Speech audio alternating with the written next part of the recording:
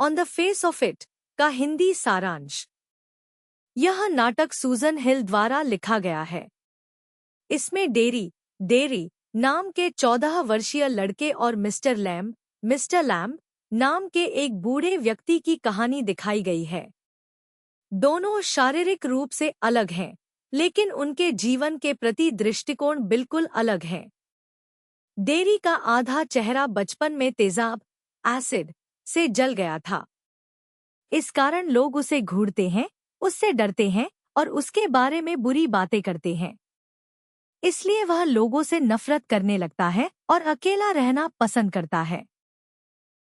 एक दिन वह दीवार फांदकर मिस्टर लैम्ब के बगीचे में पहुंच जाता है। वहां उसकी मुलाकात मिस्टर लैम्ब से होती है। मिस्टर लैम्ब का एक पैर नकली टिन का है, जो युद्ध में कट गया था। फिर भी वे जीवन को बहुत सकारात्मक सोच के साथ जीते हैं। उनका मानना है कि इंसान की पहचान उसके रूप से नहीं, बल्कि उसके विचारों और कर्मों से होती है।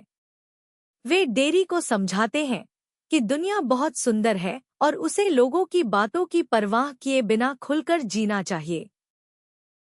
वे उसे प्रकृति, मधुमक्खियों, पेड़ पौधों और जीवन की छोटी छोटी खुशियों का महत्व बताते हैं। धीरे धीरे डेरी का आत्मविश्वास बढ़ने लगता है और उसका जीवन के प्रति नजरिया बदल जाता है।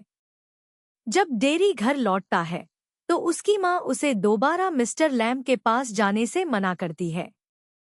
लेकिन डेरी अब बदल चुका होता है। वह कहता है कि यदि वह वापस नहीं गया तो कभी भी दुनिया का सामना नहीं कर पाएगा। इसलिए वह फिर से मिस्टर लैम्ब के बगीचे की ओर दौड़ पड़ता है। उधर मिस्टर लैम्ब सीढ़ी पर चढ़कर सेब तोड़ रहे होते हैं।